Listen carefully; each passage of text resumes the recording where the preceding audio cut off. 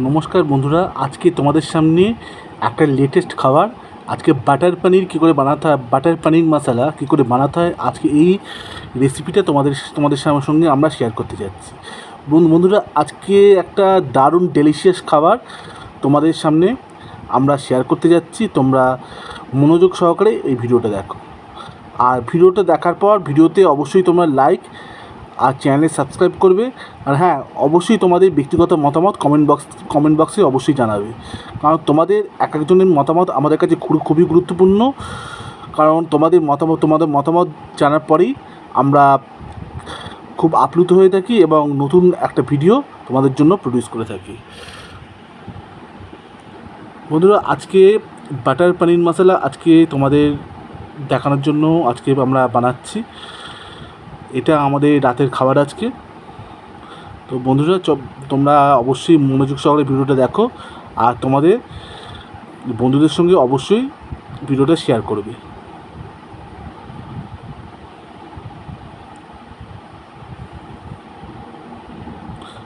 দেখো, কড়াইতে প্রথমে পনিরগুলোকে তেলের মধ্যে ভেজে নিচ্ছি। এরপর 5 থেকে 10 মিনিট মোটামুটি ভাজতে হবে।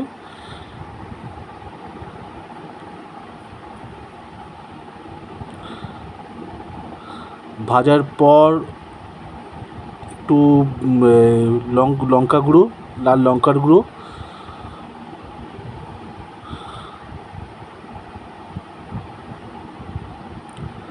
আর একটু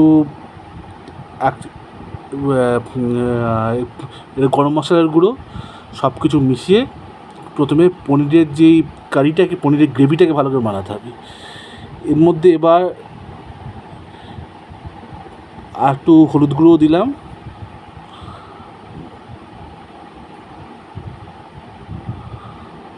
একটু জিরের গুঁড়ো,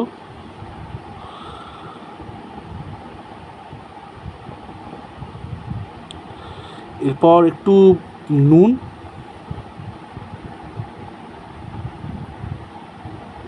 এই সব কিছু এর মধ্যে দিতে হবে, যাতে এই টেস্টটাকে যাতে আরও বাড়তে পারে, আরও এনহ্যান্স হতে পারে। বন্ধুরা, আজকে একটা স্পেশাল রেসিপি তোমাদের সকলেরকে দেখবার জন্য আজকে আমরা বানিয়েছি।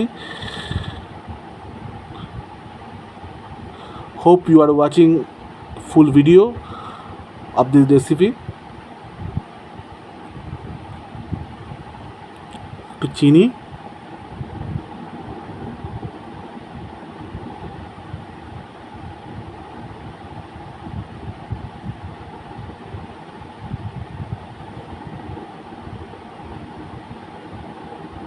এরপর অল্প দই দিতে হবে এর মধ্যে, যাতে পনিরের টেস্টটা যাতে আরও গাঢ় হয়।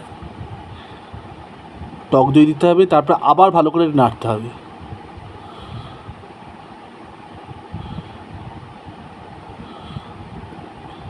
দইয়ের পুরোটা যাতে গ্রেভির মধ্যে যায়।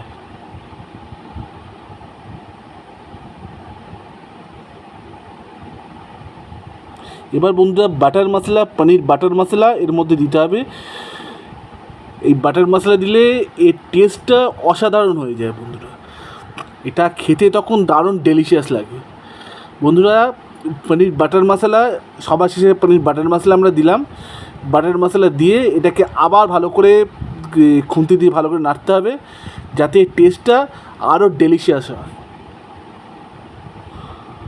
তো বন্ধুরা, আজকে তোমাদেরকে আমরা দেখালাম নতুন একটা খাবার, কী করে পনির বাটার মশলা কী করে কড়াইতে বানাতে হয়। আশা করি তোমরা ভালো করে ভিডিওটা দেখেছো, আর ভিডিওটা দেখে নিজেরাও এটা অবশ্যই বাড়িতে করার চেষ্টা করবে। আর তোমাদের বন্ধুদের সঙ্গে অবশ্যই ভিডিওটা শেয়ার করবে, কারণ ভিডিওটা শেয়ার করলে তো তারাও ভিডিওটা দেখে কিছুটা শিখতে পারবে। আর সবার শেষে এর উপর জল দিলাম, কারণ জল দিলে গ্রেভির পরিমাণটা আরও বাড়ে।